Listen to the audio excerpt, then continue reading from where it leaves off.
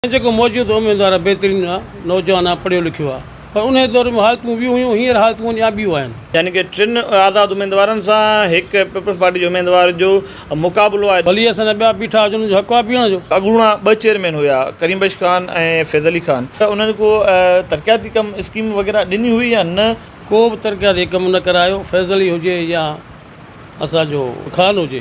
जीअं त नाज़रीन अस्सलाम वालेकुम जाली मुदत, जीअं त मौजूदा बल्दियाती इलेक्शन जो सिलसिलो जारी आहे, जॾहिं त सिंध जे फेज़ नंबर 1 ते इलेक्शन बल्दियात जे हवाले सां फार्म तमामु उम्मीदवारनि जा जमा थी चुका आहिनि ऐं हाणे वर्क जो सिलसिलो आहे। हींअर Ghazipur town committee people's party तरफ़ां जेको आहे सेक्रेटरी इंफॉर्मेशन आहे मीर असगर खान सोलंकी, उन सां ॻाल्हि ॿोल कंदासीं। ऐं जॾहिं त पाण हिन भेरे इलेक्शन में न बीठो आहे पर पंहिंजे भाइटे खे इलेक्शन में बीहारियो अथई एजाज़ हुसैन सोलंकी साहब, त उन बाबति ॻाल्हि ॿोल कंदासीं त हुनजा कहिड़ा वीचार आहिनि। ऐं जॾहिं त हुनजे मदे मुक़ाबिल सादिक माछी जे ॻोठ जा ऐं पंहिंजा ई अज़ीज़ जेके आज़ाद उम्मीदवार तौरु बीठल आहिनि, जंहिंमें पीर बख्श सोलंकी, महरम सोलंकी ऐं हिकु ॿियो बि आज़ाद उम्मीदवार आहे। यानी कि टिनि आज़ाद उम्मीदवारनि सां हिकु पीपल्स पार्टी जो उम्मीदवार जो मुक़ाबिलो आहे। ॾिसूं त उन सिलसिले में साईं जन जा कहिड़ा व्यूज़ आहिनि। साईं अस्सलाम वालेकुम।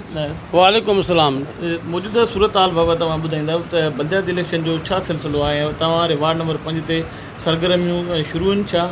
से माशाअल्लाह इंशाअल्लाह असांखे जेका पीपल्स पार्टी टिकट ॾिनी आहे, पीपल्स पार्टी असां टिकट ॾिनी आहे, इंशाअल्लाह असां कामयाबु थींदासीं। भली असांजा ॿिया बीठा हुजनि जो हक़ आहे बीहण जो, पर इंशाअल्लाह असां कामयाबु थींदासीं।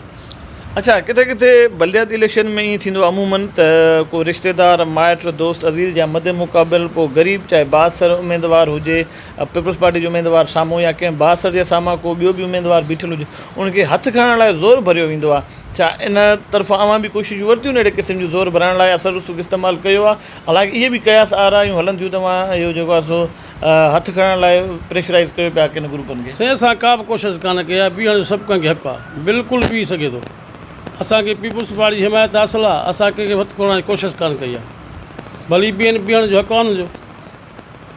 अच्छा, अॻे दफ़े ईअं थियो त मरहूम मुख़्तियार जेको आहे अनापोज़ थी वियो ऐं उनखां पोइ हू वाइस चेयरमैन बि मुंतख़िब थियो ऐं टाउन कमेटी गाजी खुआड़ जो, लेकिन मौजूदा सूरत हाल इहा हुआ त हुनजे वञण खां पोइ हिकु न पर 3 आज़ाद उम्मीदवार बीठा आहिनि एजाज़ हुसैन सोलंकी जे मदे मुक़ाबिल। इहो छा करणु आहे त हुनजे लाइ एतिरो इज़त एतिराम ऐं मौजूदा उम्मीदवार जा छा रवैया मटिजी विया आहिनि या को तालुकात अॻिते पोइ थी विया आहिनि? इन हवाले सां थोरी वज़ाहत कंदा। साईं, जेको मौजूदा उम्मीदवार बेहतरीन नौजवान पढ़ियो लिखियो आहे पर उन दौर में हालतूं बि हुयूं हींअर हालतूं अञा ॿियूं आहिनि। हा, मौजूदा जेका सूरत हाल आहे त जीअं अॻूणा 2 चेयरमैन हुया, करीम बख्श खान ऐं फैज़ अली खान, त उन्हनि को तरक़ियाती कमु स्कीम वग़ैरह ॾिनी हुई या न, या ईंदड़ उम्मीदवार मां अहिड़ी उमेद का रखो था या न? साईं, जेके गुज़िरियल जेके चेयरमैन 2 हुया उन्हनि को बि तरक़ियाती कमु न करायो, को बि तरक़ियाती कमु न करायो। फैज़ अली हुजे या असांजो खान हुजे, असांजो को बि तरक़ियाती कमु कोन थियो।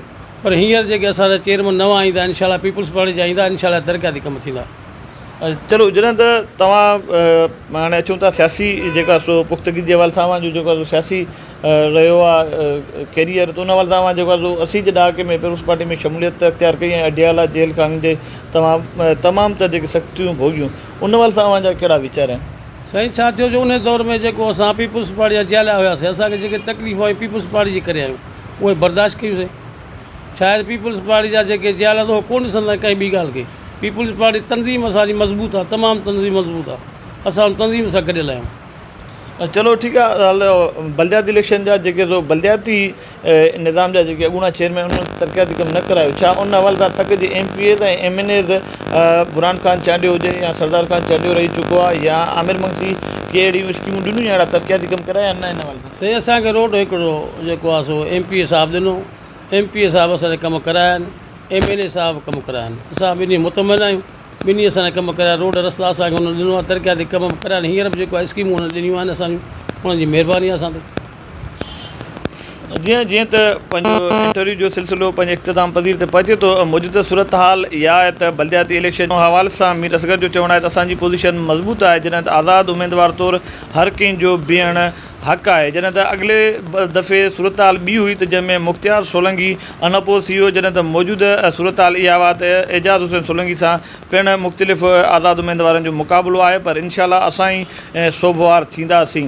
जॾहिं त अॻूणी जेके टाउन कमेटी जा जेके बि टाउन चेयरमैन रहिया उन्हनि असांजे ॻोठ सादिक माछी खे नज़रअंदाज़ कयो, जॾहिं त MPs ऐं MNA कुझु स्कीमूं वग़ैरह ॾिनियूं, पर ईंदड़ जेको नई जेका कैबिनेट ईंदी बल्दियात जी गाजीख्वार टाउन में उन्हनि वटि या उन वटि असां दरख़्वास्तूं बि रखंदासीं ऐं उन वटि असांजियूं उमेदूं बि आहिनि त इनशाला गाजीख्वार समेत सादिक माछी जे तमामु वार्डनि में तरक़ियाती कमु कराईंदा। पंहिंजे बादशाह जान खे ॾींदा इजाज़त, फ़ी अमान अल्लाह। हलंदे